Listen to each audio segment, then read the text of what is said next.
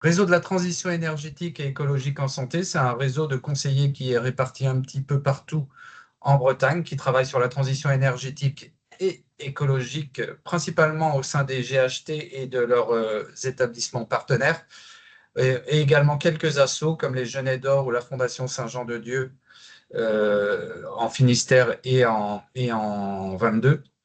Et on a complété ce réseau par des conseillers en transition énergétique pour que tous les établissements de santé et médico-sociaux bretons puissent avoir un minimum un service de conseil en énergie.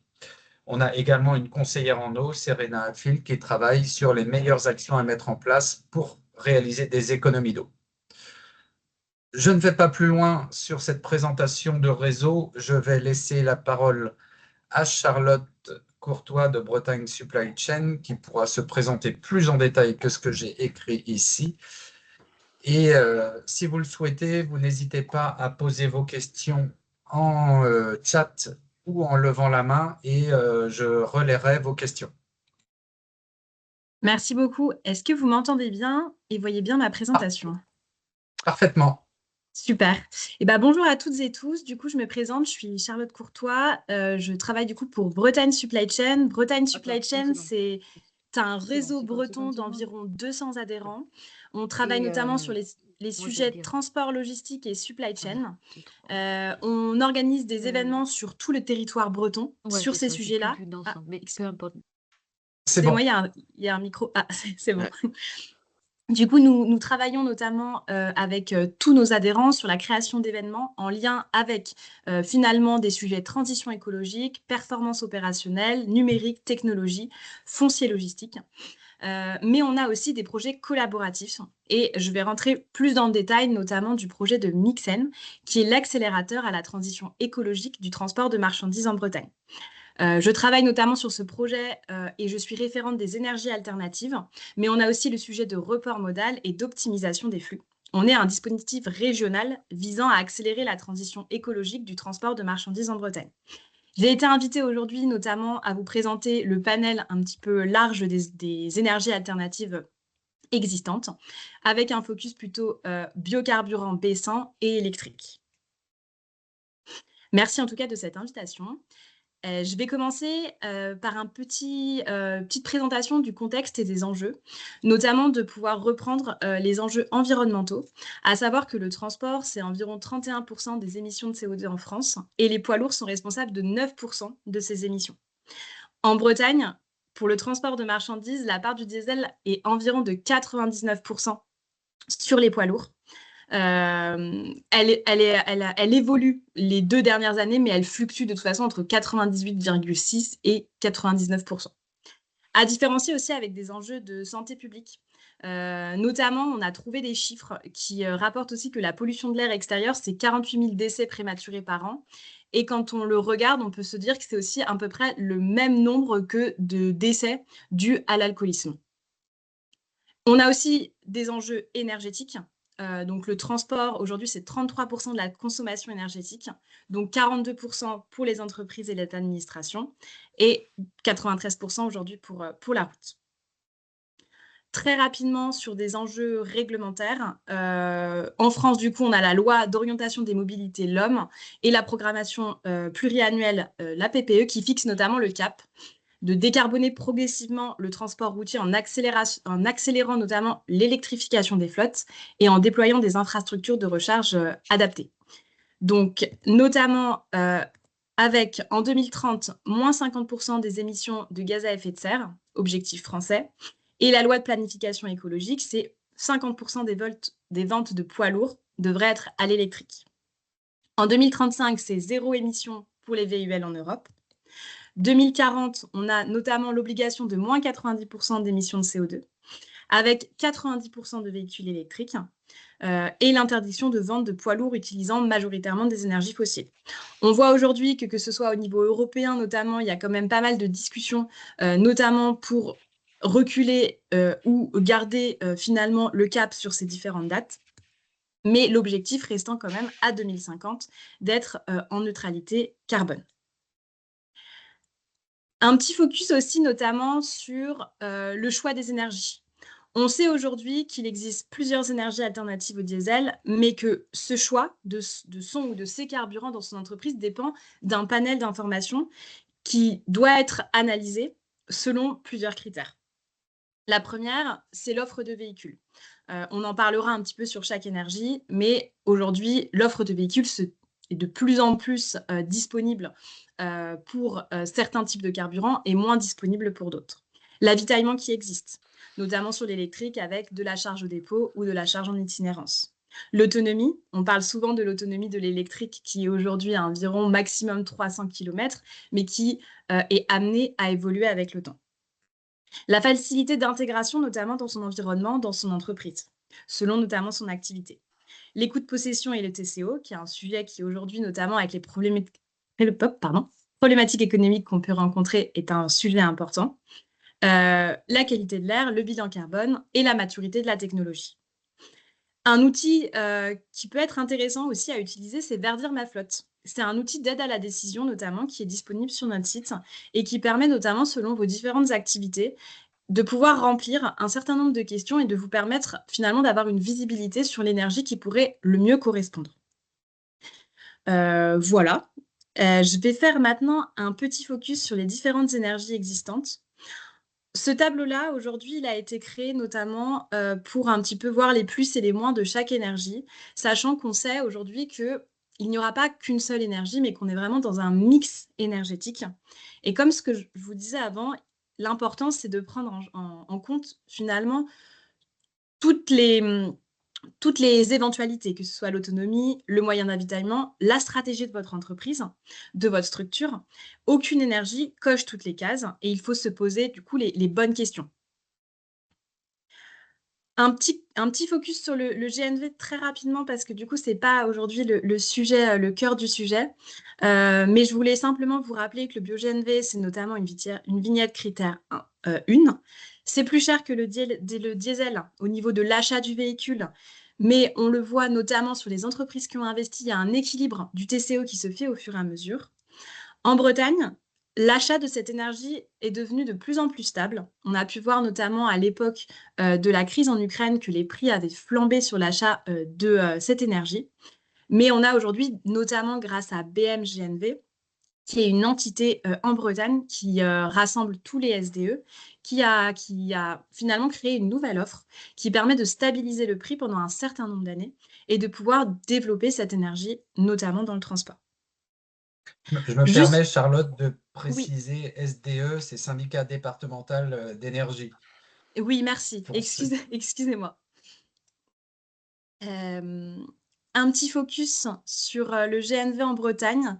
En 2025, c'est 1300 véhicules qui sont au bio-GNV GNV. C'est un réseau de 24 stations publiques.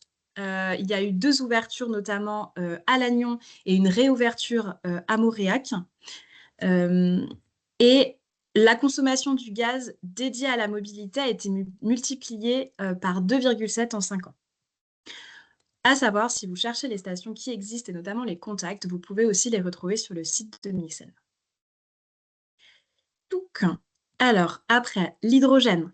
Pareil, ce n'était pas aujourd'hui le sujet, mais on m'a dit qu'il y avait quelques questionnements. Donc, on sait que l'hydrogène aujourd'hui, c'est une énergie qui est assez chère, qui est peu accessible pour le moment, qui n'a, on va dire qu'il n'a pas de modèle économique fiable et une fiabilité de l'énergie. Aujourd'hui, en Bretagne, on a une station qui est à Vannes, mais qui n'a pas d'utilisateur.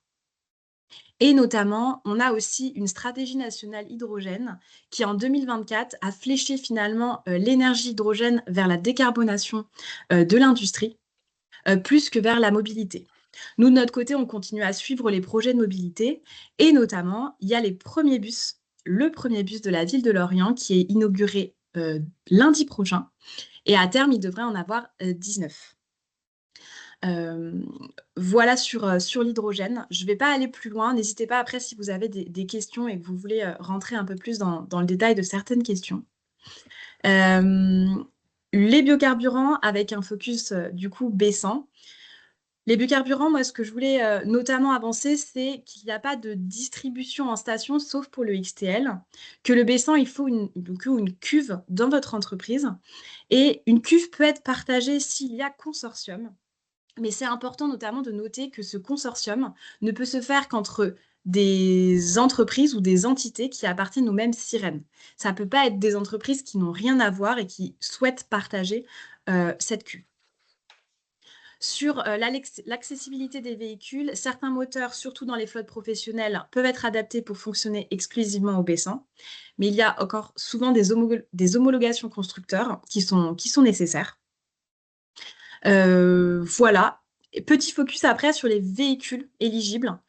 Je voulais mettre juste un petit panorama finalement de ce qui existe et des marques qui peuvent exister. Et après, un petit focus notamment sur les questions à se poser pour sélectionner son partenaire. Il y a donc la partie producteur, avec notamment Avril, Oléosan, groupe Coxan. Et donc, les questions qu'il faut se poser, c'est notamment la modalité de collecte. Est-ce que la collecte se fait en France ou à l'international ? Notamment, quelle est la stratégie industrielle de transformation du colza ? Et d'essayer de garantir finalement un circuit court et d'éviter d'aller chercher finalement cette énergie loin. Et la grande question, c'est la traçabilité des matières et des flux. On peut aussi parler finalement après du distributeur. Donc, l'achat au meilleur coût et quelle provenance, de même que le producteur.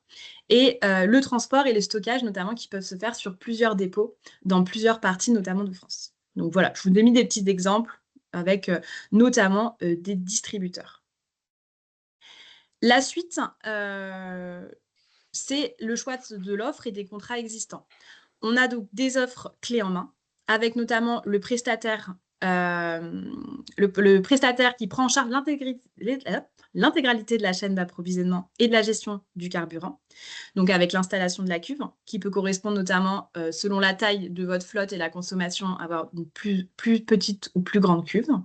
Un système complet de distribution, des commandes et des réapprovisionnements qui se font en fonction finalement de la jauge, et l'entretien et la maintenance de l'installation.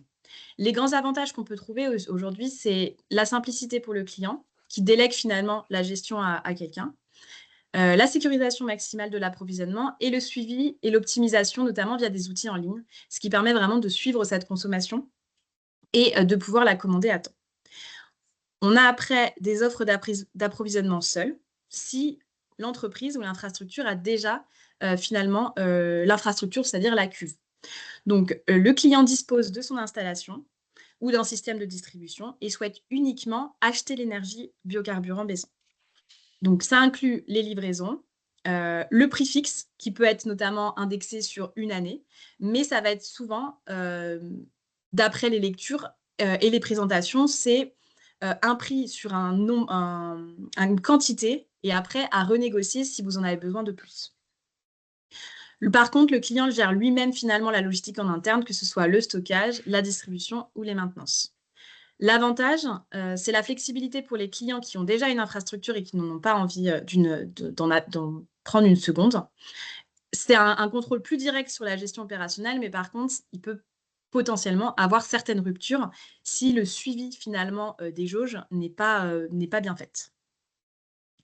Voilà sur la partie baissant. Je laisserai du coup après le retour d'expérience, du coup potentiellement challenger aussi sur ces offres, ces contrats, ces existants qui pourront vous donner finalement une vision un petit peu plus large. Je vais passer à la dernière énergie du coup qui est l'électricité. Du coup, aujourd'hui, pour vous donner simplement une idée, on a jusqu'à donc d'ici 2035, normalement plus de 12 000 points de charge qui seront à déployer pour couvrir les besoins des poids lourds électriques, dont à peu près 2200, 2300 qui devront être en itinérance.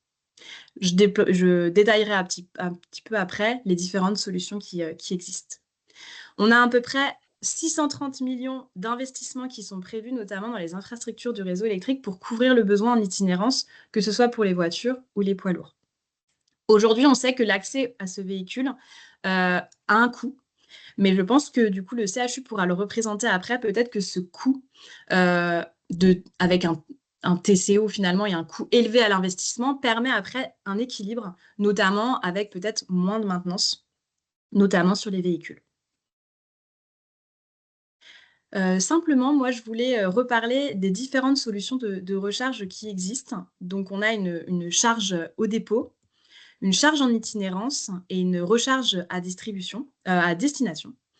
La transition aujourd'hui reste freinée par des infrastructures de recharge qui sont insuffisantes, surtout dans la partie itinérance. Après, c'est vrai qu'aujourd'hui, on est plutôt focus sur l'utilisation de véhicules qui ne font pas encore de grands trajets. Mais on voit aujourd'hui qu'il y a de plus en plus d'initiatives, notamment par des opérateurs qui sont spécialisés, qui se concentrent surtout sur la charge au dépôt pour déployer finalement une stratégie et des bonnes installations directement dans le dépôt, mais aussi en mutualisant. Il y a notamment une entité qui existe aujourd'hui, surtout pour les transporteurs, qui s'appelle Alfia, qui du coup est une association qui englobe les transporteurs qui veulent mutualiser ces bornes de recharge au dépôt pour éviter finalement de devoir en construire ou en installer de plus en plus et de pouvoir finalement avoir des prix en commun sur des recharges. Un petit focus, je regarde mon temps. OK, il me reste encore assez de temps. Je voulais simplement après avoir ce schéma qui a été qu'on a notamment créé avec notre partenaire Aurève, qui est un installateur notamment de bornes au dépôt, d'avoir les acteurs de la charge au dépôt, que ce soit les constructeurs de véhicules, le gestionnaire de distribution électrique et les assureurs sont vraiment des acteurs à prendre en compte, notamment dans vos projets de mise en place. Les organismes de formation, je n'ai pas fait ici de slide sur les financements, mais donc on a le programme C2E Advenir pour le déploiement des bornes. Et on a les fiches C2E, notamment avec l'achat de poids lourds qui existent. Voilà, s'il y a des questions, je pourrais notamment partager une slide sur le sujet après. Les fournisseurs d'énergie. Et ici, donc par exemple, on a Aurève, qui est un acteur qui permet notamment la fourniture d'infrastructures de recharge, la supervision et la maintenance, et ASI, qui est un partenaire en itinérance, qui a développé une offre qui permet notamment, en lien que ce soit avec AS24, qui est du coup l'opérateur électrique de Total, de pouvoir en France avoir l'accès à différentes stations avec qu'une seule carte et qu'une seule facture. Dernier petit point sur notamment l'accompagnement sur un projet IRDE. Il y a une importance notamment de pouvoir, comme je pouvais le dire au début, de bien discuter des points, se poser les bonnes questions pour la stratégie, notamment votre stratégie qui correspond à vos besoins sur cette mise en place.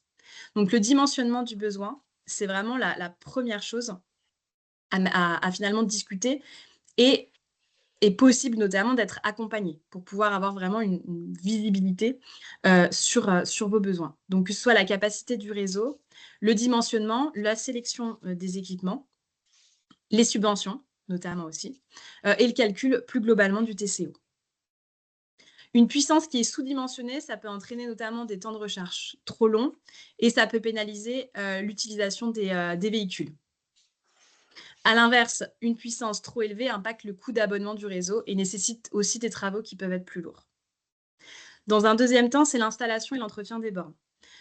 Ici, je vous ai mis un acteur qui est celui de mon partenaire Aurève, mais il en existe beaucoup, qui est finalement un acteur spécialisé de cette installation et de l'entretien.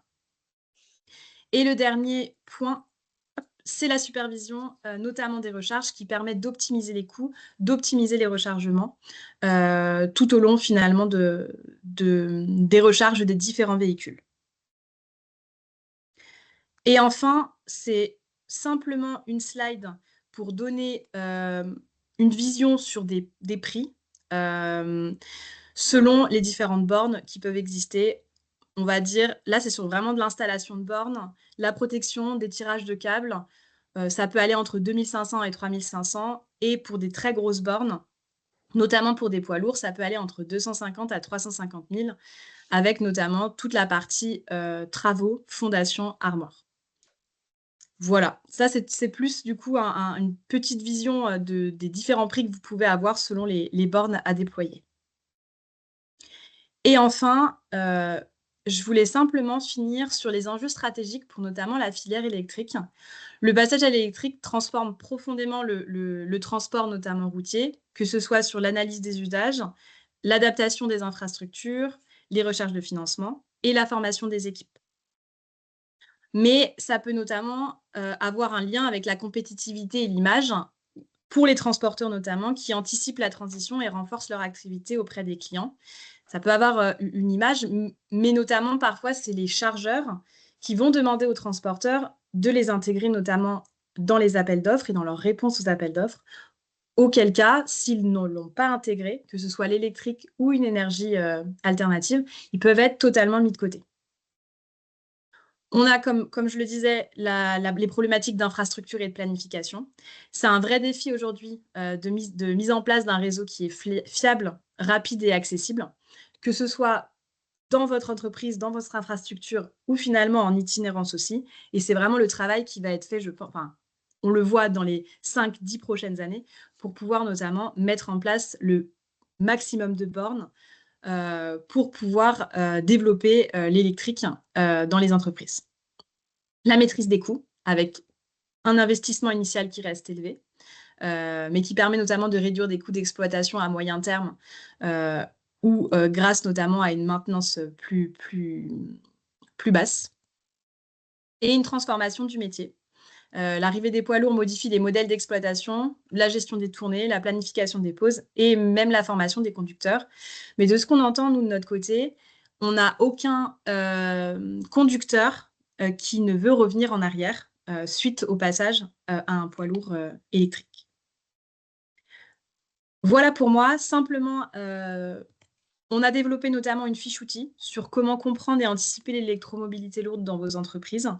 Et on a des fiches outils qui permettent de rappeler notamment les caractéristiques de chacune des énergies. Donc, si vous avez besoin, n'hésitez pas à aller les consulter sur notre site internet où on est disponible, nous, voilà, pour vous en dire plus. Merci beaucoup.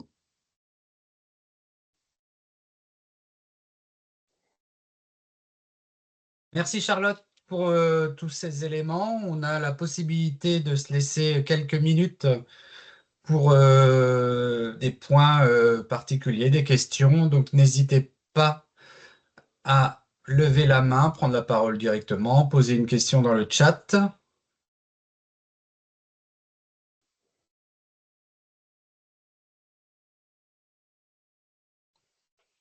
Je ne vois personne qui pose des questions. On a été sur une présentation très rapide parce que le temps imposé à Charlotte était très court. On aura, je pense, le droit de diffuser le diaporama et si vous le souhaitez, vous n'hésitez pas à revenir vers moi, à poser des questions que je pourrais transmettre à Charlotte ultérieurement. Pas Mais de peut-être que problème. les questions vont venir sur les témoignages et Charlotte pourra y répondre potentiellement. Eh bien, dans ce cas, je laisse la... Ah oui, Oui, Colline bonjour, merci Beno. Frédéric, merci Charlotte. Je suis Colline Beno, donc dans l'entreprise Swish. Je suis directement concernée par l'installation de bornes donc pour les poids lourds en itinérance ou sur site, on en réalise actuellement et on est d'ailleurs avec Alfia, dont vous parlez tout à l'heure. Ils sont en train de réfléchir effectivement à sélectionner certains acteurs donc, pour cette itinérance-là. Je voulais savoir, en fait, puisque l'IRVE, on est quand même en retard sur les VL donc en Bretagne. On est en retard aussi sur la pose de borne, donc que ce soit AC ou DC. Je voulais savoir un petit peu, vous avez une rétrospective de 2024-2025. On est aussi en retard sur la partie poids lourd.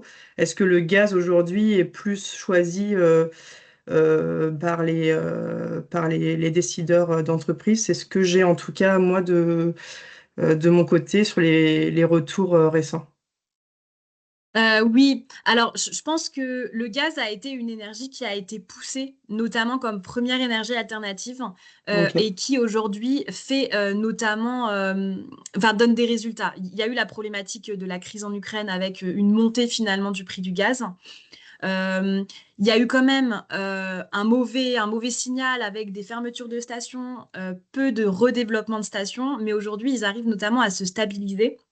Et c'est une énergie qui notamment permet de ne pas forcément, c'est plus cher que le diesel, que ce soit à l'investissement ou l'énergie, mais c'est moins cher aujourd'hui que l'électrique. Par contre, il y a vraiment une tendance, moi je le vois notamment dans les discussions, on voit que l'électrique est de plus en plus poussé. Et c'est ce que me disait mon partenaire au rêve, qui est un partenaire qui est plutôt national. Il voit que la Bretagne est en retard par rapport à d'autres régions, mais qu'il y a des régions qui sont encore plus en retard par rapport à la Bretagne. Notamment, moi, j'attends aussi un rapport de la direction des infrastructures, notamment, je n'ai pas l'acronyme en entier, mais qui doit développer notamment la stratégie de déploiement des bornes, que ce soit sur les aires d'autoroute, concédées ou non concédées, ou sur finalement ces aires qui ne sont plus utilisées pour essayer notamment de déployer des stations de bornes. Donc, on voit quand même que ça commence, notamment les entreprises, les transporteurs vont vers de l'électrique. On en a quand même certains, nous, dans notre entourage du réseau. Et je pense que finalement, c'est le fait que les entreprises, il y en a certaines qui y aillent, qui montrent que c'est possible, je suis d'accord, et les autres iront au fur et à mesure. Et puis de toute façon, si la loi, notamment l'Europe, continue sur la poussée de l'électrique, il n'y aura finalement pas le choix que d'y aller. Et on voit aussi, notamment au niveau des constructeurs, qu'il y a de plus en plus de modèles avec des autonomies de plus en plus importantes. Et qu'à terme, les constructeurs ont tellement besoin de vendre aussi finalement ces véhicules qu'il va y avoir un équilibre qui va se faire aussi sur ces ventes-là. Mais on peut le voir qu'aujourd'hui, le gaz reste au niveau du poids lourd ou des autocars une énergie qui est aussi poussée. Comparé à l'hydrogène, qui a été malheureusement aussi dans tout ça mis complètement de côté. Et les biocarburants restent quand même la première énergie. Quand une entreprise a envie d'y aller, ils vont vers le biocarburant. Et aujourd'hui, ils sont entre le GNV et l'électrique. Ok, très bien. Oui, il faut savoir effectivement que la borne en elle-même, elle est pas, enfin, ça reste un coût. Et c'est vraiment l'IRVE qui est très très cher. Surtout ici, il y a du génie civil. Et je voulais savoir, vous avez une rétrospective aussi, peut-être? Alors, je vois, les constructeurs font beaucoup d'efforts et ont sorti des tracteurs électriques. Je sais qu'il y a quelques marques qui commencent à faire des remorques électriques. Je ne sais pas si vous avez les infos de votre côté. Est-ce qu'il y a des marques, je ne sais pas si vous avez l'info, qui ont sorti ou qui ont fait tester avec peut-être vos partenaires ou vos adhérents des remorques électriques. Donc, on aurait une association de tracteurs électriques sur le camion et de remorques électriques. Alors, c'est une très bonne question. Je vais aller me renseigner auprès notamment des constructeurs. J'ai des contacts constructeurs. Ça fait un petit moment que je ne les ai pas eus, notamment sur le sujet des remorques. Ok, Donc, je vais me renseigner en début d'année, puis je transmettrai à Frédéric les informations. très bien. Merci à vous. Merci pour ces questions et réponses. S'il n'y a pas d'autres questions, je vais passer la main à Anne et Julien et je vais les laisser se présenter et partager leur écran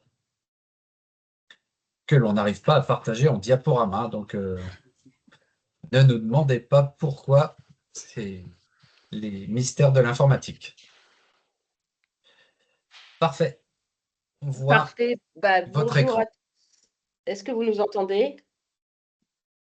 Oui, on vous entend bien. Bonjour à tous, chers collègues. Effectivement, merci à toi, Frédéric, et au GCS Achat Santé Bretagne de nous avoir permis de présenter notre stratégie de verdissement de parc et de pouvoir échanger sur ces sujets qui sont ô combien importants dans nos établissements. Effectivement, je partage à deux voix cette présentation avec Julien Audy, qui est l'ingénieur responsable de toute la partie logistique, flux, transport et prestations. Bonjour à tous. Alors, dans notre présentation, Charlotte en a dit beaucoup plus que ce qu'on avait l'intention de vous dire, donc on ne va pas passer trop de temps sur la partie calendrier réglementaire, à la différence près qu'on mettra à jour notre diaporama, puisque l'Union européenne a annoncé cette semaine qu'il retardait ou renonçait en tout cas à l'interdiction des ventes de voitures thermiques en France en 2035. Donc, veuillez nous excuser déjà pour cet ajustement de présentation.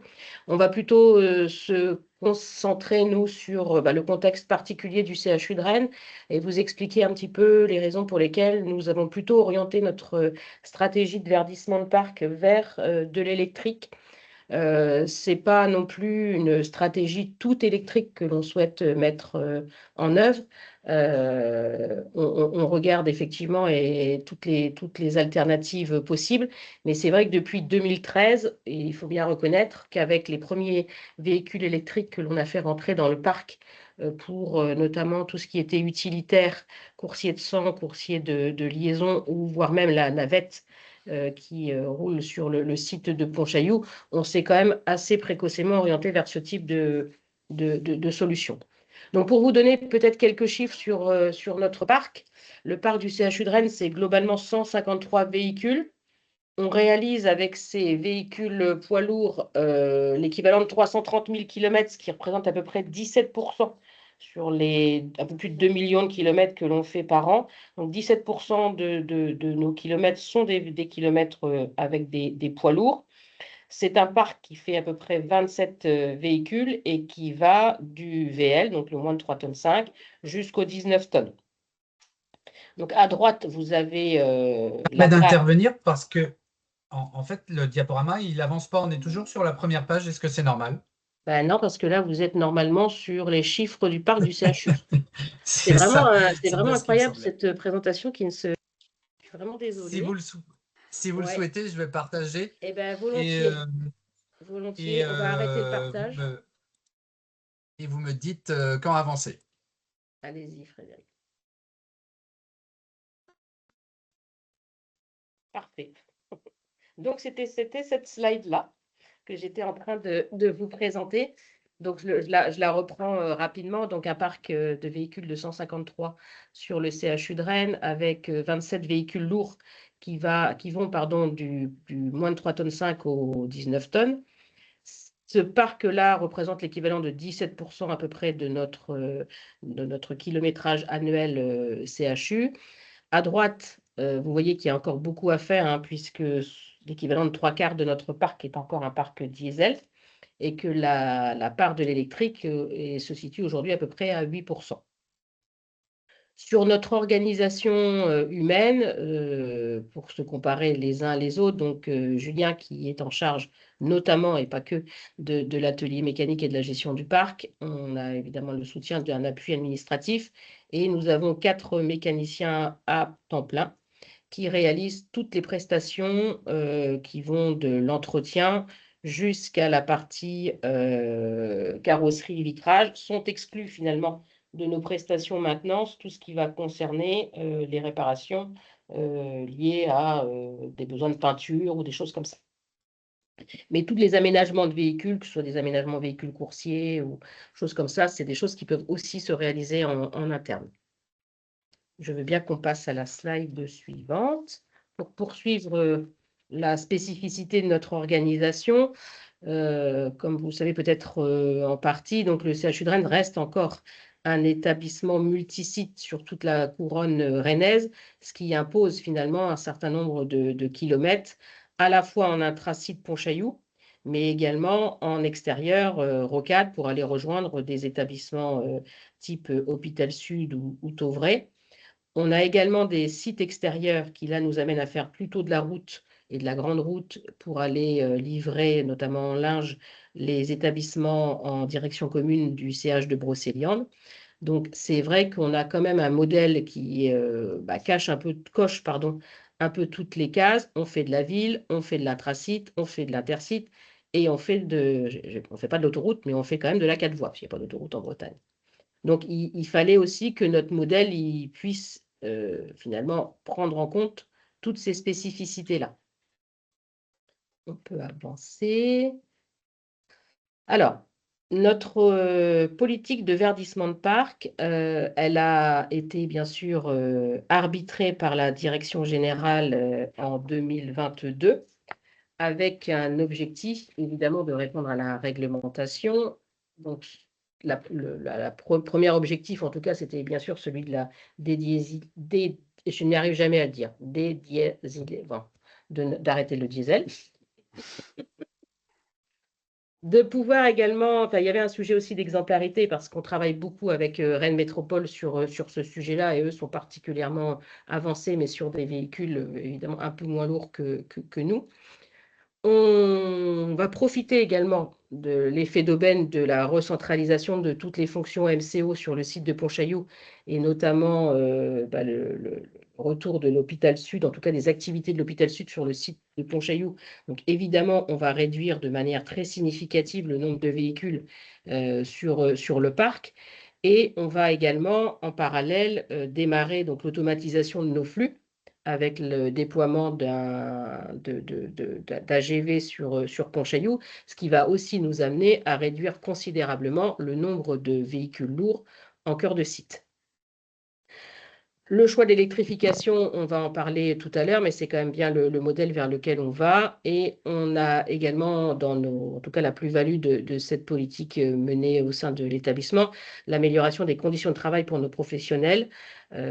On fait le pari aussi, et pas uniquement que pour le poids lourd, de pouvoir sortir du parc tous nos anciens véhicules légers, qui étaient des véhicules plutôt affectés aux directions ou des véhicules que l'on appelle de poule, de repartir sur des technologies électriques et c'est aussi plutôt agréable de rouler avec des véhicules récents électriques que des anciens modèles qui, pour nous, pouvaient avoir un âge assez avancé de 15 à 20 ans. Voilà. C'est aussi donc un choix d'établissement et une enveloppe financière qui a été arrêtée dès 2022 pour le CHU sur l'équivalent de 2 millions d'euros pour renouveler renouveler progressivement le parc. Sur des véhicules électriques, donc 2 millions d'euros sur 5 ans. Et dans ces 2 millions d'euros, il y a bien sûr les véhicules légers, les véhicules lourds, et on commence à réfléchir également, même si ce n'est pas forcément le cœur de la présentation de ce matin, sur des véhicules type ambulance, voire même VLM pour le SAMU. On peut passer à la slide suivante si vous voulez également. Donc pour illustrer ce que je viens de dire sur notre stratégie de décarbonation, on est aujourd'hui sur un parc, en tout cas lorsque l'on a validé le projet sur une émission de CO2 à 314 tonnes par an.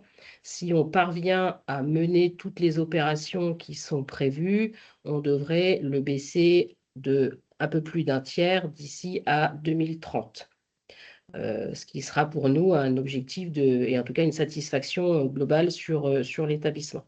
Donc vous avez effectivement le graphe là qui vous montre année par année à la fois le levier réduction du parc, à la fois changement de carburation, l'impact que ça va faire globalement sur notre empreinte carbone. Sachant que cette projection, elle a été faite en fonction aussi de la veille technologique et de ce qui était disponible à l'heure où on a projeté le verdissement de parc.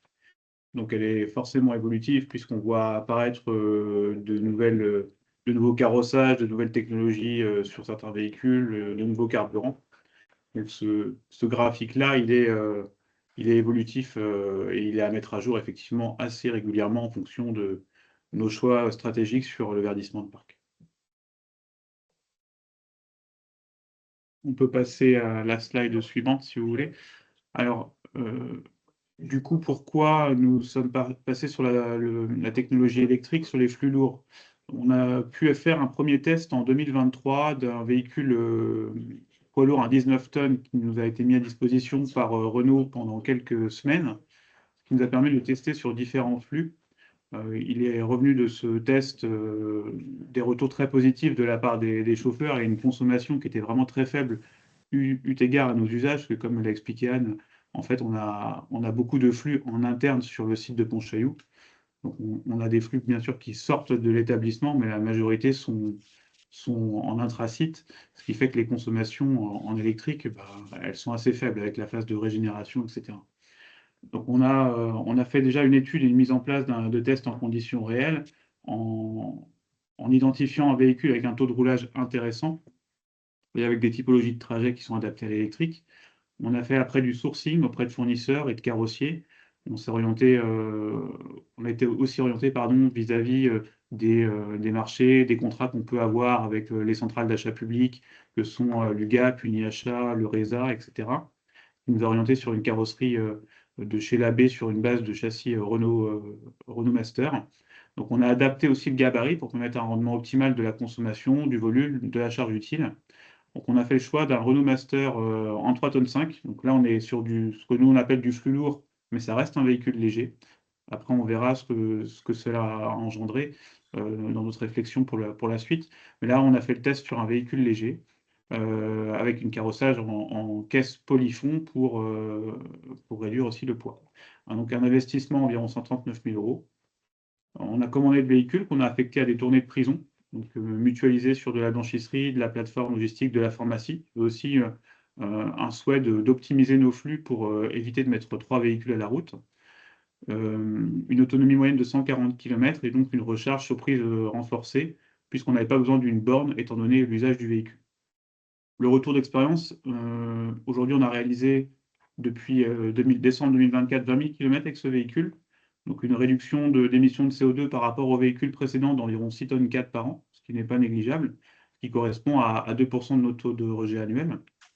On a économisé 2800 litres de gasoil, donc ça fait une économie franche si on fait le comparatif entre le coût de l'alimentation en électricité et le coût en gasoil, une économie franche d'environ 3500 €.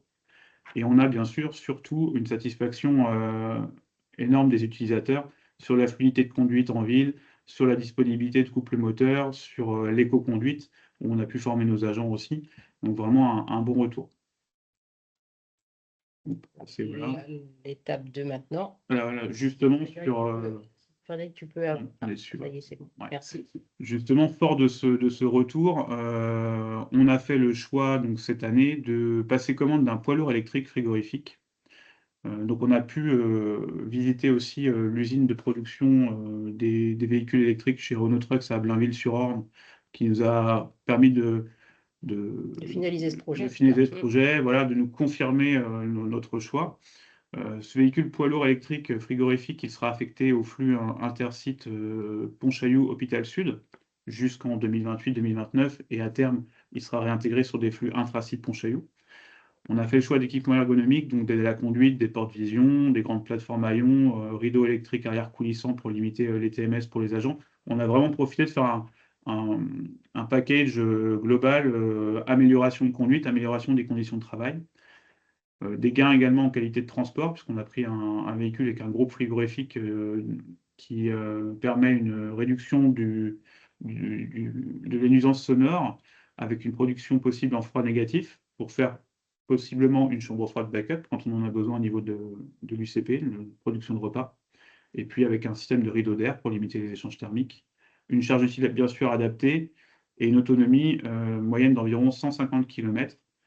Par rapport aussi à ce qu'on a pu tester sur les véhicules de Renault Trucks en 2023, on est assez cohérent sur ce kilométrage-là. Il y a la possibilité, bien sûr, d'augmenter, puisque ce sont des packs batteries modulables, c'est-à-dire qu'à la commande du véhicule, vous pouvez choisir le nombre de packs batteries en fonction de votre besoin. Donc un investissement quand même conséquent. Donc, un véhicule électrique en frigorifique, on est à 360 000 €. On bénéficie quand même d'une aide de certificat d'économie d'énergie à hauteur de 36 000 €. Voilà, qui peut être plus conséquente aussi en fonction de la typologie de véhicule que vous choisissez. Le REX cible, nous, c'est 20 000 km par an. Donc, on a fait une projection avec une réduction de CO2 de l'ordre de 7 tonnes par an. Et donc, un gain de gasoil des équivalents de 6 000 litres. Donc, c'est une économie franche, là encore, de 2 000 € par rapport à un véhicule thermique. C'est la slide suivante. Donc là, c'est une présentation du schéma technique du véhicule qu'on a choisi. Donc on voit bien que le pack batterie il est logé aussi au niveau du châssis, pour vous montrer un petit peu la spécificité de ce véhicule-là, ce qui est aussi à prendre en compte dans le choix du véhicule, puisque ce n'est pas adapté à tout type de circulation. Ça peut aussi engendrer des chocs et des accidents plus fréquents, donc il faut faire attention à ce genre de choses aussi. La slide suivante. Donc, bien sûr, le projet de verdissement de parc et le déploiement de ces véhicules électriques-là sur les flux lourds, il y a des prérequis impératifs. Bien sûr, l'adaptation du plan d'investissement, comme l'a précisé Anne, aux besoins d'investissement en véhicules faible émission et les infrastructures adaptées, les bornes de recharge. Nous, on a fait le choix aussi de faire la formation des professionnels du CHU sur la maintenance des véhicules électriques et hybrides, puisque notre souhait, c'est vraiment de garder en propre la gestion et la maintenance de ces véhicules-là, parce qu'on voit qu'on est beaucoup plus réactif en termes d'immobilisation de véhicules. La réflexion commune, donc Charlotte en parlait tout à l'heure, sur l'infrastructure, c'est très important qu'en amont, il y ait une réflexion commune. Donc nous, avec la direction du patrimoine et de la sécurité, pour qu'on ait une infrastructure adaptée aux véhicules du CHU et le penser global, pas le penser juste pour un ou deux véhicules, mais le penser vraiment sur l'ensemble du parc. Donc la limitation des puissances de charge, c'est ce qu'on a retenu, sauf pour le poids lourd, parce on a un impératif quand même d'alimentation spécifique pour ce type de véhicule. Le déclenchement des recharges plutôt le soir et la nuit, là où la tension électrique sur le site est moindre. Le système de déclenchement par badge, pour ne pas non plus laisser la porte ouverte à n'importe quel branchement sauvage. Et puis un protocole de communication qui soit identique pour l'ensemble du parc de bornes, afin d'avoir une supervision et un pilotage dynamique des charges, puisqu'effectivement, quand on a besoin de redistribuer une charge électrique sur un bâtiment pour une raison spécifique, il faut qu'on puisse baisser l'alimentation des bornes. Et bien sûr, donc une information et une formation des utilisateurs aux nouveaux outils et matériels. Donc l'éco-conduite d'un véhicule électrique, on a pu faire des sessions de formation auprès des agents, y compris auprès des professionnels du CHU dans le cadre des véhicules de pool, et puis l'utilisation d'une borne de recharge. Donc pour conclure, la solution de la mobilité électrique, elle permet de répondre concrètement à des problématiques liées à de la distribution de proximité, hein. Quand on le voit en centre-ville urbain ou dans des lieux d'hospitalisation, ça permet vraiment une réduction des nuisances sonores, des nuisances olfactives. Et puis avec la partie frein régénératif qui vient alimenter la batterie, c'est vraiment en centre-ville et sur des trajets assez courts que l'électrique prend tout son sens. Bien sûr, le TCO, ça doit vraiment être le point de repère pour pouvoir franchir ce cap-là d'électrique, hein, parce que c'est une contrainte forte d'investissement. Après, il y a une baisse des coûts d'entretien par rapport au thermique. Nous, on le voit bien, les problématiques qu'on peut avoir sur les véhicules thermiques qui font de l'intracite, ça va être des problématiques d'AD-Blue, d'encrassement moteur, etc. Parce que ce sont des véhicules qui, en fait, ne roulent pas suffisamment pour pouvoir se décrasser assez régulièrement. Il y a un point d'attention, bien sûr, sur l'instruction des travaux préparatoires quant aux modalités de recharge, bien choisir les emplacements, bien choisir le type de borne, bien choisir les outils de supervision et de pilotage. Et bien sûr, donc l'électrique, ça apporte une solution, mais nous, ce qu'on a fait comme choix au CHU, c'est d'avoir une solution de mix énergétique. Il faut pouvoir disposer d'un parc hétérogène, répondre aux besoins du quotidien, adapter les motorisations en fonction des tournées, en fonction des usages que l'on a, s'inscrire dans une démarche donc, de mobilité globale, durable, la mobilité alternative qu'on peut mettre en place au sein aussi du CHU avec d'autres systèmes de livraison. On parlait tout à l'heure des AGV pour décarboner le site. On a aussi des solutions de vélo électrique pour certains ateliers pour réduire l'utilisation des véhicules utilitaires. Et puis donc bien sûr réaliser une veille technologique pour adapter son plan d'investissement aux nouvelles opportunités, puisque on voit apparaître aujourd'hui des possibilités de rétrofit électrique, de rétrofit hydrogène ou GNV. Donc c'est vraiment une veille permanente à avoir et pour pouvoir adapter son plan d'investissement. Donc effectivement, aujourd'hui, il y a la solution électrique, mais on parlait tout à l'heure, il y a la solution d'hydrogène, il y a la solution du rétrogaz qui existe aussi, du GNV et le B100 dont Philippe va parler. Et le B100, nous, on a aussi fait le choix d'en développer une partie au CHU, justement en complément de cette alimentation électrique.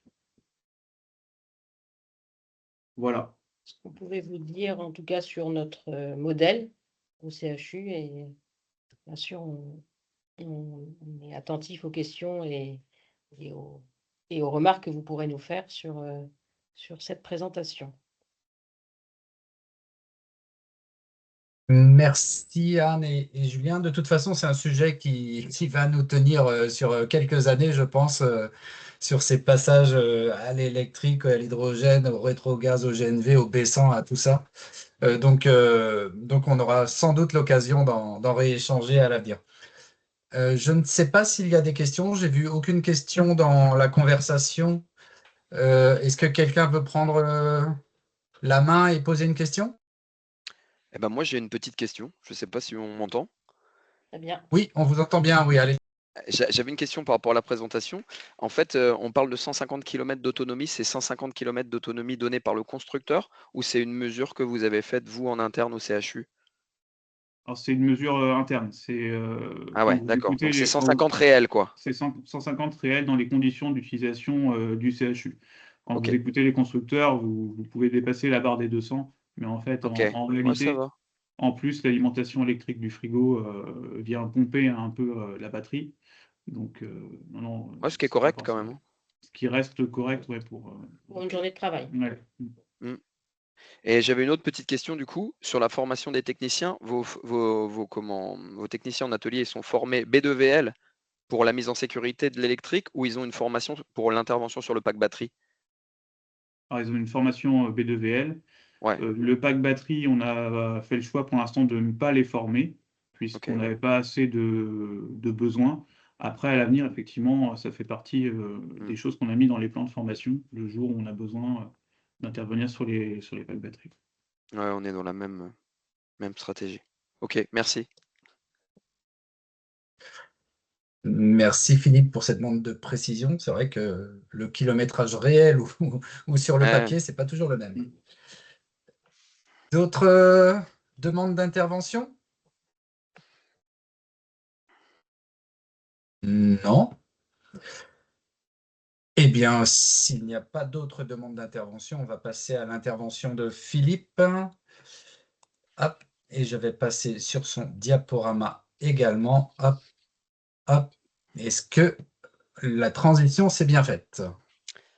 C'est parfait pour moi et je vais te laisser à la manœuvre, Frédéric, puisque tu fais ça merveilleusement bien. Donc, tu vas pouvoir manipuler le PowerPoint. Donc, C'est tout pas- le monde m'entend bien? Oui, Ok. oui, c'est bien. Oui, Donc, moi, je me présente, Philippe Hédet, je suis responsable de l'atelier du centre hospitalier Guillaume Régnier et gestionnaire de parc également. Nous, notre flotte, elle est composée de 316 cartes grises avec une soixantaine d'engins mécanisés répartis sur un site qui fait environ 33 hectares pour le site principal, 45 hectares si on compte la pédopsie, l'IFPS, etc. pour la formation des infirmiers. Et on a une soixantaine de centres de consultation qui vont de Redon à Fougères. Donc c'est un site qui est très très dispatché sur le département d'Ille-et-Vilaine. Et donc, chaque stratégie de verdissement est très propre aux établissements. Donc, je vais vous expliquer en 2 mots la nôtre par rapport à la réglementation et autres. Donc, on a parlé tout à l'heure, je vais essayer de ne pas faire trop de répétitions par rapport à ce qui a déjà été dit par Madame Courtois et puis mes collègues du CHU aussi. Donc, on a forcément la loi, on applique la loi LOM, la loi d'obligation des mobilités. Je vais vous parler surtout de mon retour d'expérience sur le baissant, mais je vais aussi vous intégrer un peu comment on a fait cette réflexion et ce chemin, comment on est arrivé au baissant pour nos poids lourds, dans une réflexion commune sur toute la flotte automobile, quoi. Donc, la loi d'obligation des mobilités, c'est 50% de nos investissements. On va pouvoir avancer si tu veux, Frédéric. 50% de nos investissements qui doivent être pour des énergies alternatives propres. Donc aujourd'hui, l'offre, elle n'est pas très très grande en fait. On va être surtout sur de l'électrique, puisque aujourd'hui les hybridations et autres sortent de ce contexte réglementaire. Et c'est comment on peut faire, comment on peut améliorer notre impact carbone avec les solutions qui sont labellisées par la loi LOM et puis toutes les solutions qui tournent autour. Donc nous, on développe notamment pour notre flotte VL, on va développer le GPL, on va développer tout un Je tas de suis désolée choses. de te couper. Oui, Frédéric a dû avoir un souci et du coup, ah il n'est oui, plus là et du coup, tu n'as plus ta ok, présentation. ok, bon, c'est... ouais, on Sans improvise alors du coup. présentation. Allez. Bon, on va improviser, on va continuer et quand il va se reconnecter, après, on repassera les slides. Donc, j'en étais où? Oui, la loi LOM. Donc, nous, on est allé un petit peu au-delà cette année en 2025. Au lieu d'avoir 50%, on a obtenu 70%. Si on comptabilise en fait toutes les énergies qu'on a mis en place, autres que celles qui sont vraiment dans cette configuration-là. Donc, il y a principalement le baissant en poids lourd, le GPL en véhicule léger et les hybridations sachant que j'exclus, moi, des hybridations pour les véhicules légers, tout ce qui est micro-hybridation, comme ce que proposait le groupe Stellantis, par exemple, qui sont clairement une vitrine commerciale plus qu'une réduction réelle de l'impact carbone sur les flottes. Donc, on a fait le choix. Alors après, là, c'est dommage qu'on n'ait pas les slides parce que pour la démarche, en fait, la démarche pour le poids lourd, on avait en gros 3 possibilités qui s'offraient à nous. On avait déjà fait une étude, nous, sur le biogaz en 2016 avec le partenaire de l'époque qui était Iveco et avec une station carrément intégrée au centre hospitalier Guillaume Régnier où on faisait nos recharges nous-mêmes sur le réseau de gaz de ville. Et puisque l'idée, c'est de pas trop sortir du site pour les approvisionnements, puisque c'est pas sur notre secteur. Et donc, entre les pertes de temps agents, enfin, toutes les choses qu'il y avait à côté, ça convenait pas. Donc, ça, on a laissé tomber ce truc-là. Et donc, en gros, on avait 3 possibilités. L'électrique, qui nous intéressait beaucoup, comme nos collègues du CHU, le HVO et le B100. Donc, le B100, en fait, c'est démarqué très vite. Alors, je vais essayer de reprendre manuellement les choses. Hop, Le revoilà, désolé. Ah, il est de retour. c'est les aléas du direct. On t'entend pas, Frédéric. J'ai une coupure Internet chez moi et donc forcément, ça ne marche plus. J'espère que... Ah, je vous ai perdu 3 minutes. Ouais, c'est pas grave, on a continué un petit peu sans filet. On a expliqué D'accord. un peu. C'est reparti. Voilà, donc on a avancé un petit peu voilà, sur le renouvellement de la loi L'Homme, on a parlé un peu des différentes choses. Hop. Donc, oui, voilà un petit peu la stratégie, le renouvellement 2025. Alors, malheureusement, on a encore commandé quelques véhicules diesel, et encore en 2025, on n'a pas mis trop, mais bah, il y a vraiment, Anne Courtois en a très bien parlé au début, c'est ce choix, en fait, du carburant par rapport à l'utilisation. Et nous, on a beaucoup de gens qui font des départs de Rennes, qui vont sur le secteur de Fougères ou sur le secteur de Redon, qui font des VAD, qui sont des gros rouleurs en milieu uniquement rural et qui n'ont pas forcément de points de chargement et autres. Et on a fait des tests en véhicule électrique et c'était pas forcément concluant parce qu'on se retrouve, c'est pour ça que je demandais l'autonomie tout à l'heure au CHU, on se retrouve avec des consommations électriques qui doublent.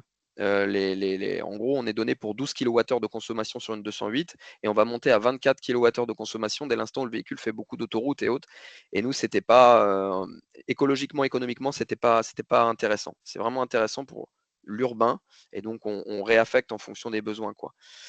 Et donc le développement, voilà, on va pouvoir changer de slide. On était sur cette répartition-là et on va pouvoir aller directement. Ça, c'est vraiment on va aller un peu plus loin si tu veux bien, Frédéric. Ça, c'est le partenariat avec Oléo, ce que je vous expliquerai après comment on a choisi. On va aller à la slide 13 si tu veux et on reviendra après au début. Donc voilà, dans le contexte de suppression progressive du diesel et les exigences réglementaires de dépollution, on a évalué c'est là où on était rendu tout à l'heure, solutions alternatives, c'est en gros le B100, le HVO et le véhicule électrique. L'objectif principal, c'était de retenir une solution écologiquement vertueuse et financièrement soutenable par l'établissement et opérationnellement compatible avec les contraintes d'exploitation en interne. On va pouvoir changer. Donc, le choix de B100, il s'est offert à nous pour plusieurs raisons. Déjà parce que c'était issu d'une filière, on a été assez séduit par leur présentation. On a travaillé avec la filière CEPOL, Oléo 100. C'est une filière qui est 100% française et qui est contrôlée aussi par l'État. Ce qui permet d'avoir justement des réductions derrière, enfin une mention sur carte grise, etc. Contrairement au HVO, dont on va parler un peu plus loin, qui lui est vraiment c'est une filière qui est plutôt mondiale avec c'est plus d'opacité sur le fournisseur et éthiquement on n'était pas à l'aise avec ça, quoi. Donc les avantages majeurs du B100, bah, je reprends un peu voilà, les avantages qui ont été mis en avant, hein, c'est 100% renouvelable. On a de 60 à 80% d'économie de CO2 sur le cycle de vie. Filière française et locale, comme je le disais tout à l'heure, une suppression quasi totale des particules fines, contrairement au diesel et un coût au litre maîtrisé, contrairement aux autres alternatives biocarburants. C'est-à-dire que le HVO, vous avez plus de fluctuations sur les prix. et la récupération possible, alors ça c'est très intéressant pour un établissement de santé, récupération possible de la taxe pour les produits non polluants, contrairement à la TICPE qu'on ne peut pas récupérer alors vous m'arrêtez si je me trompe, mais pour les établissements de santé. Moi, j'ai fait des mesures aussi. Nous, il faut savoir qu'on est équipé depuis, c'est un projet qu'on a développé fin 2024, qui a été mis en place 2025, le temps de carrosser les camions. Nos camions ont été livrés début septembre. Donc le feedback, il se fait de septembre à aujourd'hui. On a mesuré la consommation, la surconsommation, c'est pareil, c'est une mesure précise qui est donnée par notre logiciel de gestion GIR et pas par une mesure constructeur. Donc en gros, on est à 29 litres au 100 sur ces camions-là, contrairement à 26 litres, 25-26 litres selon le parcours des anciens camions.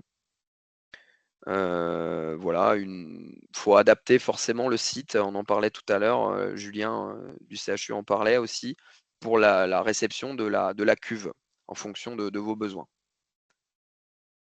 On va pouvoir passer à la slide suivante. Donc moi j'avais fait un petit tableau en fait très très simple pour vous mettre en avant la différence entre le HVO et le B100. Donc voilà les origines de produits. Le B100, c'est une filière française du colza qui est très traitée. En gros, pour faire simple, vous avez la plante de colza, on extrait l'huile qu'on vend beaucoup à l'export d'ailleurs en France. Avec la plante, on fait le tourteau pour nourrir les animaux. Et puis avant, on avait des déchets de colza qui étaient non valorisés. Et ben, ces déchets de colza, aujourd'hui, ils sont pressés pour donner le B100. Si on veut schématiser, le fonctionnement du B100, c'est ça. C'est-à-dire c'était du non valorisé avant qui est valorisé aujourd'hui en carburant. Pourquoi ils ont développé leur offre uniquement sur le poids lourd? Si demain ils venaient à développer le B100 sur le VL, ce qu'ils pourraient faire techniquement, mais ils ne le feront jamais parce que ça vous ferait des volumes de B100 bien trop importants et on se retrouverait dans un jeu infernal à devoir produire du colza pour faire rouler des véhicules, ce que clairement on ne veut pas dans une démarche de transition énergétique. Donc l'origine 100% française, contrairement au HVO, qui est un peu un biocarburant, plutôt une filière d'importation majoritairement mondiale. Le coût au litre, nous, on a choisi en fait de fonctionner, Madame Courtois en a parlé au tout début, en gros, vous avez le côté clé en main ou alors vous gérez vous-même. Nous, on a fait clé en main avec la fourniture par Oléo de la station et avec l'approvisionnement automatique. Pour l'instant, on en est très content. Et donc, en fait, le prix, il est indexé au prix du gasoil. Vous avez juste en plus la taxe sur les produits non polluants que vous récupérez. Le HVO, forcément, c'est variable selon les cours. La fiscalité, c'est avantageuse pour la récupération, c'est ce qu'on vient de dire. L'impact CO2, il est quand même très favorable, plus favorable que le HVO qui, lui, je vous parlais des opacités. En fait, il y a aujourd'hui quelque chose de très controversé où on dit que dans la filière HVO, on retrouve de l'huile de palme dedans, puisque logiquement, le HVO, c'est la récupération des huiles de collecte usagées, les huiles de friteuse, etc., qui sont retraitées. Sauf qu'en fait, ils se rendent compte que dans les déclarations de récupération d'huile, il y a plus d'huile à sortir qu'à rentrer, donc c'est assez opaque, quoi. Volatilité des prix, donc c'est faible sur le B100 et c'est plus fort malheureusement sur le HVO, il y a plus de fluctuations, quoi. Donc voilà. Alors on avait fait aussi une comparaison avec les poids lourds électriques, donc la solution 100% électrique, bien que très vertueuse sur le plan environnemental, n'a pas été retenue chez nous. On en a parlé tout à l'heure, hein, le CHU en a parlé bien mieux que moi, ces coûts d'acquisition qui étaient très élevés pour nous et les capacités budgétaires de l'hôpital, c'était compliqué pour ce truc-là. L'autonomie, c'était insuffisant parce que nous, on n'est pas sur là-dessus, pour le coup, on est un site pavillonnaire, donc qui est étalé sur de nombreux hectares, moins centralisé en étage que nos collègues du centre hospitalier Pontchaillou. Et donc l'autonomie, c'était insuffisant pour nous tourner en extérieur. Et les temps de recharge contraignants sur les infrastructures lourdes, quoi. Et du coup, on a mis en avant le risque opérationnel élevé pour les transports extérieurs, notamment dans toutes les maisons d'accueil spécialisées, les longs séjours, les centres médico-psychologiques, etc. Et on avait peur de la rupture de la continuité de service, quoi. Donc à ce stade, nous, c'était économiquement, à moins de revoir tout notre modèle de livraison, et c'est ce qui a déjà été travaillé, mais il y avait pas, on n'a pas trouvé d'alignement entre la stratégie, le choix de la stratégie électrique et de comment et la mise en place. Ça changera peut-être, hein, Julien, on a très bien parlé tout à l'heure, c'est toujours la liste est toujours modulable puisque les technologies évoluent, les autonomies aussi, donc voilà, quoi.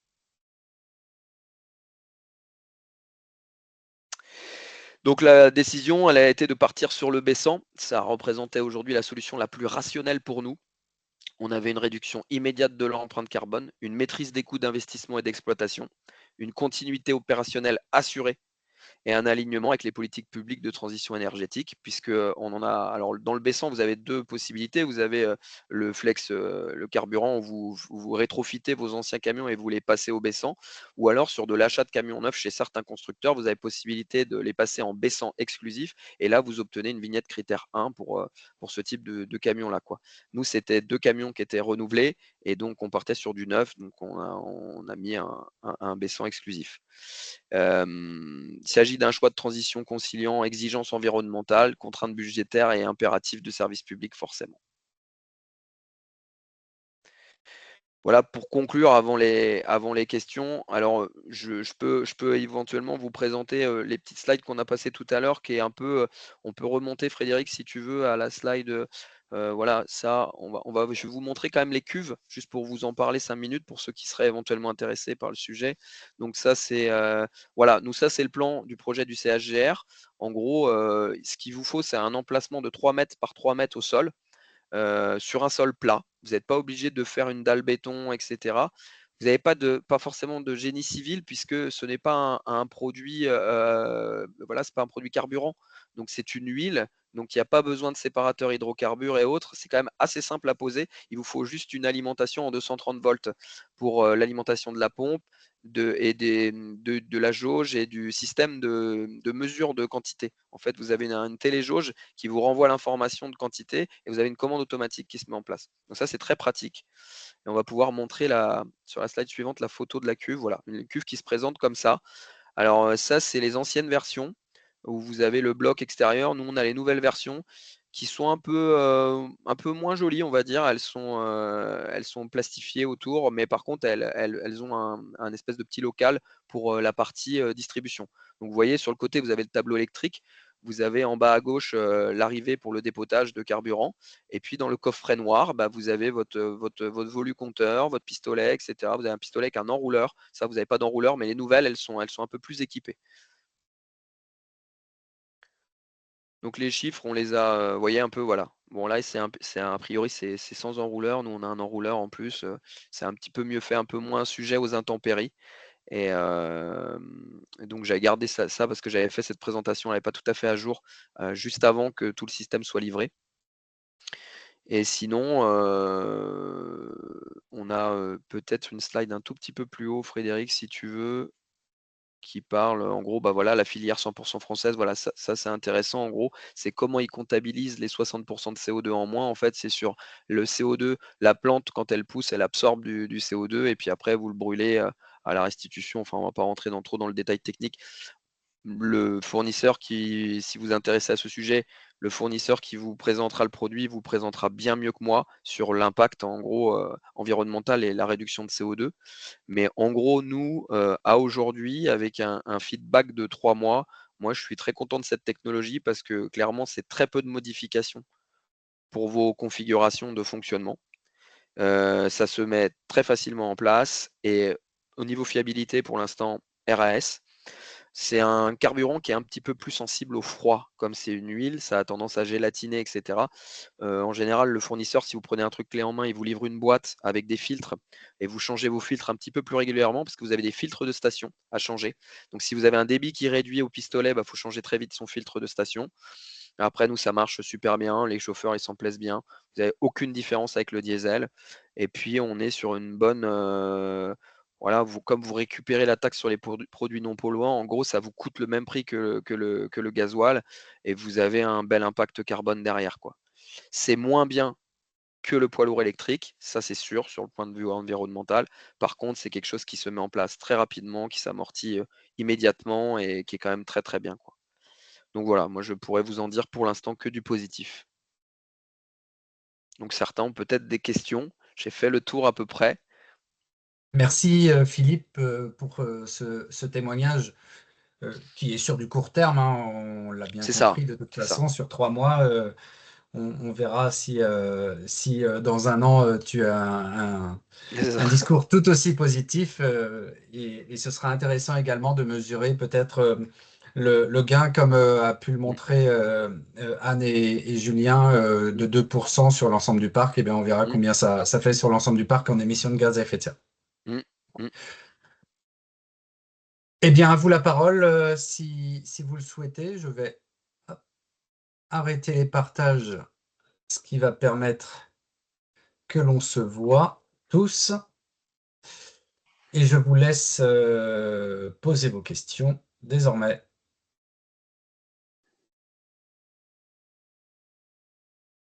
On est sur un groupe qui est plutôt un groupe d'écoutants plutôt que de personnes qui auraient des questions. Charlotte, peut-être, Anne, Julien, des questions à Philippe.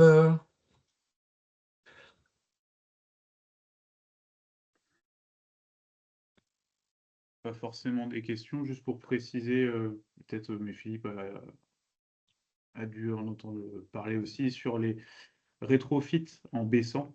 Il y a la possibilité d'avoir une prise en charge Oui. de la part de CEPOL, Oléo 100, sur les coûts de rétrofit, notamment dans le cadre du partenariat qu'ils ont avec Renault.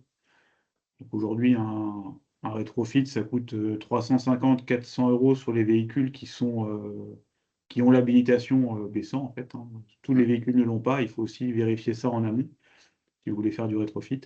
Et du coup, il y a cette prise en charge-là qui couvre les frais de rétrofit, donc ça peut être intéressant aussi si vous voulez basculer votre parc à moindre coût. Et si c'est des opérations de rétrofit plus importantes, il peut y avoir aussi des participations, je crois, de l'ordre de 3500 € s'il y a vraiment des éléments à changer. En revanche, Ouais, il y c'est a en- des contraintes VRD. Par Voilà. contre, effectivement, sur l'installation de la cuve, nous, on est en pleine démarche d'installation de cuve. Il y a des contraintes VRD qu'il faut bien prendre en compte, notamment sur le poids de la cuve vis-à-vis du sol, La charge au sol. la charge au sol, la reprise de charge. Nous, ça impose, par exemple, la mise en place d'une dalle béton. On ne peut pas l'imposer, on ne peut pas le Ah bah, décider sur d'enrobé. Après, ouais, en fait, quand on sollicite ce projet-là, Oléo vient, se déplace sur site et eux, ils évaluent en fait. Nous, on était, Julien, tu as vu la cuve chez nous, tu es venu Ouais. visiter. En gros, on était sur de l'enrobé, avec de l'enrobé lourd, avec du passage poids lourd, avec une surface d'enrobé suffisamment épaisse. Mais c'est vrai que si vous êtes dans un coin où vous avez un enrobé qui est très fin ou du gravillon, ça n'a pas fonctionné puisque il faut une surface quand même complètement plane, qui n'ait pas de pente, etc. Donc, il y a quand même quelques structures. Mais on n'est pas sur des grosses modifications si vous avez la possibilité de le stocker dans un endroit où vous avez déjà une dalle bétonnée ou il n'y a pas besoin de génie civil lourd, notamment les séparateurs à hydrocarbures comme on peut trouver dans le carburant traditionnel, quoi. Mais Oui, notamment les contraintes de sécurité sont faibles.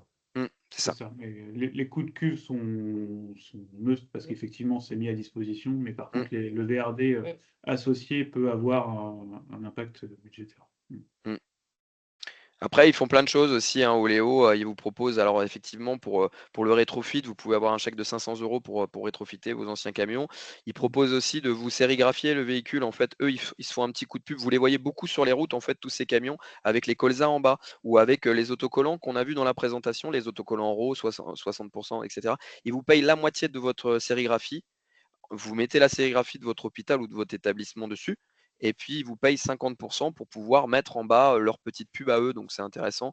Là, nous, on est en train de le mettre en place. Ça se décidait par rapport à la charte graphique. Qu'est-ce qu'on faisait? Est-ce qu'on mettait le colza? Est-ce qu'on mettait que là? Ils ont en gros deux modèles de sérigraphie disponibles, un truc plus discret et un truc un peu plus criard, on va dire, quoi.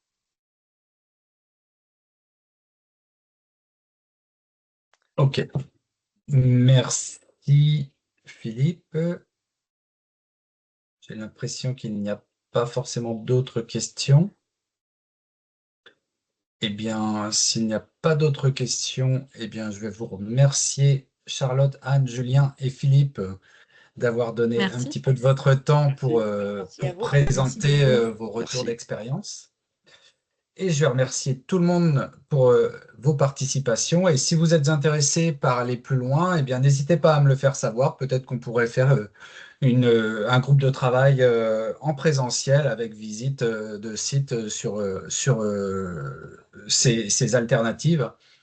Et si vous avez des expériences que vous souhaitez valoriser également, n'hésitez pas à revenir vers moi. Merci beaucoup en tout cas pour la qualité des Merci à vous. intervenants. Merci. Merci à vous Merci pour votre beaucoup. C'était présentation. à vraiment très tous. intéressant. Merci. Et Bonne puis, journée, au revoir. bonne fête de fin d'année Merci. à tous et à très bientôt. À très bientôt. Merci, Au revoir. bonne Merci, fête. à Au bientôt, revoir. Frédéric. Au revoir. Au revoir. Au revoir.